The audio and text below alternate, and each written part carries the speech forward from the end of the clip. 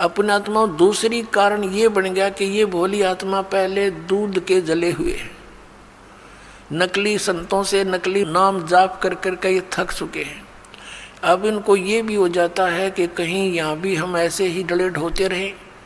तो उसके लिए प्रार्थना करता है दास बार बार के उपदेश लेने से पहले आप जी पूर्ण रूप से अपनी शंकाओं का निवारण करवाएं और फिर दीक्षा लो। 10 दिन पीछे ले लो, महीना पीछे ले लो, इतने दिन बीत गए और 10 दिन सही, 1 महीने 2 महीने पीछे ले लो।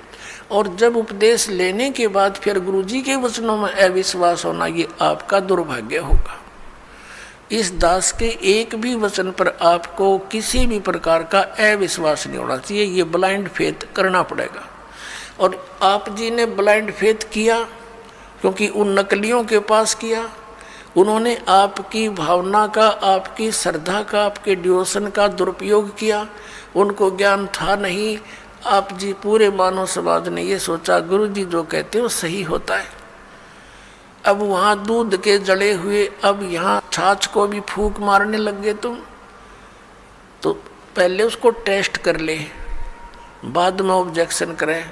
यानी नाम लेने के बाद फिर मन में दोष आता है तो आप नाम रहित हो जाते हो। ये बहुत भयंकर और नाजुक दौर होता है इस भक्ति का। और काल ये चाहता है, उसने इसीलिए तो सारा जुगाड़ जोड़ रखा, नकली नरेश संत बना दिए। इंद्रादास स्वामी, धन धन सतगुरु, जय गुरुदेव, और ये विनोद वाला, और ये जगमाल वाली वाला, ये सतपाल जी महाराज, और ये तेरे बाल योगेश्वर, और यह साराम उड़े निरंकारी, ये देश का देश धका दिया काल ने और खक नहीं इनके पास। और यहाँ दास ने गला पड़ा लिया। 15 साल हो गए रह रहकर इस ज्ञान को सुनाते। आपके इसी ज्ञान को सुनाने के कारण, आप तक सत्य को पहुँचाने के लिए इस दास के ऊपर कितने बुरे आरोप लगाए गए, जेल में डाल दिया, क्रोथा कांड करवा दिया इन दुष्ट लोगों ने, क्योंकि इनकी रोजी रोटी बंद हुई थी। ठीक है, दास ने तो हथेली पर जान धर रखी है। भगवान का आदेश हो गया कि बेटा उठा दे डूंडा और मैं तेरे साथ रहूँगा। तो फिर अब जो भी होगा, अब तो या तो ये नकली रहेंगे या दास रहेगा।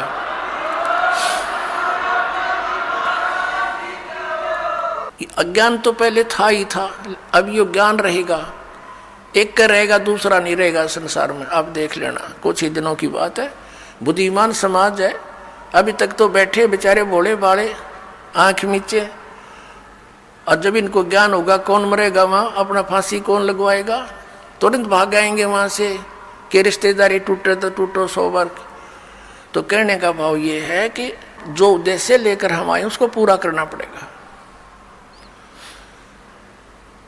तो प्रसंग जो चल रहा है कि वहाँ तो लाखों लोग, करोड़ों की संख्या में इकट्ठे हो गए चंद दिनों में।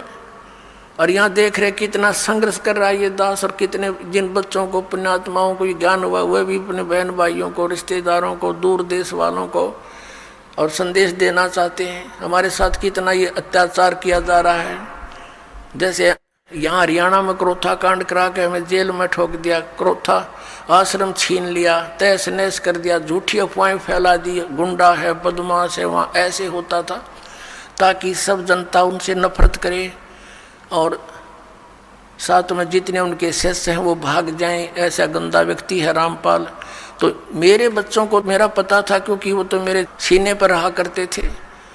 वो एक भी टस से मस नहीं हुआ और ना ही हो सकता। और अब जितना, अब जहाँ भी प्रचार करने गए हमारे बच्चे, मध्य प्रदेश में, वहाँ पर ठोक दिए जेलों में। लेकिन ये बेपरवाह हैं, ये तो और दूनी उमंग से गए, क्योंकि उनको मालूम है हमारे साथ भगवान है, सत्य है, सभी बहन भाई हमारे हैं। ये काल प्रेरणा से ही विरोध कर रहे हैं। तो पुण्यात्माओं, ये संघर्ष आप जी ने सब न करना पड़ेगा मिलकर। जब ज्ञान हो जाएगा, लड़ना नहीं है किसी से। लड़ने से तुम्हारा मिशन फेल हो जाएगा। कि किसके साथ लड़े, वो भी तो अपने बच्चे, भाई बहन है, सभी मजहब धर्मों के, क्योंकि हम एक पिता की संतान है। ये हृदय से सोच लेना, फॉर्मलिटी मत समझना।